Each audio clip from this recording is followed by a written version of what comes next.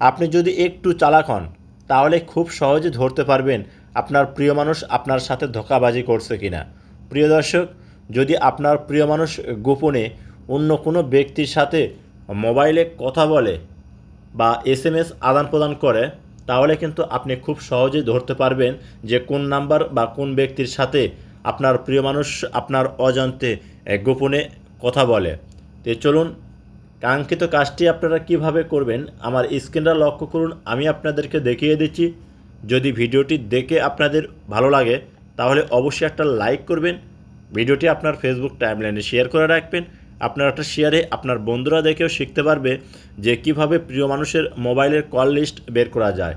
আর এখনও যারা পেজটা ফলো দেন নাই তারা অবশ্যই পেজটা ফলো দেবেন। ইউটিউবটা দেখলে চ্যানেলটি সাবস্ক্রাইব করে পাশে থাকা বেল বাটনটা অন করে দেবেন। প্রথমে আপনাকে করতে হবে কি, আপনার প্রিয়জনের মোবাইল 1 মিনিটের জন্য হাতে নিয়ে আপনি গুগল প্লে স্টোরটা ওপেন করে নেবেন। তারপর নিচে সার্চ বার, এখানে একটা ক্লিক করবেন। উপরে দেখুন সার্চ অ্যাপস, এই অপশনটার উপরে একটা ক্লিক করবেন। কিবোর্ড শো হবে, এখানে লিখবেন E2PDF।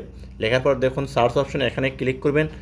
বাস আপনার সামনে কিন্তু এরকম শো হবে। এখান থেকে আপনাকে করতে হবে কি, আপনার প্রিয়জনের মোবাইলে এই অ্যাপ্লিকেশনটা ইনস্টল করতে হবে।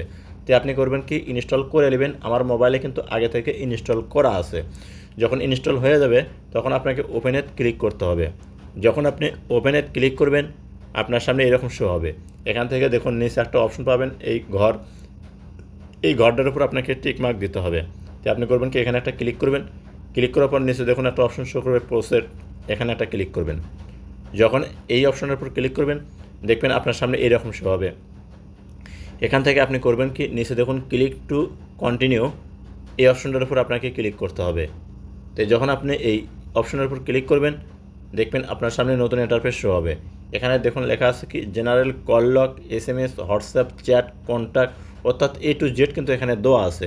তো যেহেতু আমি আপনার মিস কল, ডায়াল কল এবং আপনার কল লিস্ট বের করব, এর কারণে এই যে জেনারেল কল লক আপনাকে করতে হবে কি, এই জেনারেল কল লক এই অপশনটার উপর একটা ক্লিক করতে হবে। তো যখন এখানে ক্লিক করবেন এরকম শো হবে।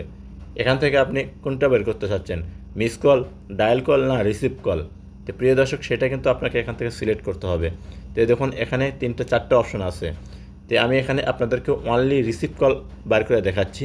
তো এই রিসিভ কলের উপর একটা ক্লিক করবেন।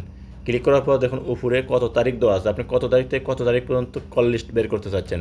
এখানে 18 ডিসেম্বর 2023 থেকে 18 ডিসেম্বর 2024 পর্যন্ত, অর্থাৎ 1 বছরের। আপনি চাইলে আরও বেশি বের করতে পারেন। তো আমি 1 বছরই আমি বের করে আপনাদেরকে দেখাচ্ছি।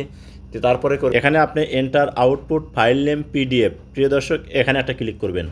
যখন এখানে ক্লিক করবেন কিবোর্ড শো হবে, এখানে আপনাকে একটা ফাইলের নাম লিখতে হবে।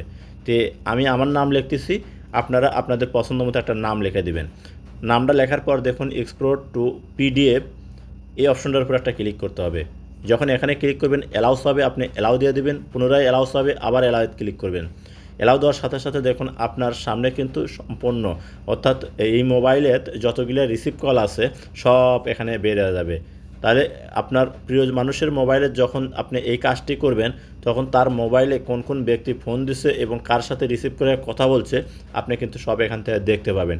শুধু রিসিভ কল না, যদি ডায়াল কল দেখতে চান তাহলে আপনি ডায়াল কল বার করতে পারবেন, আপনার মিস কল বার করতে পারবেন, সব কিছু, অর্থাৎ কল লিস্ট পুরো আপনি এখান থেকে দেখতে পাবেন।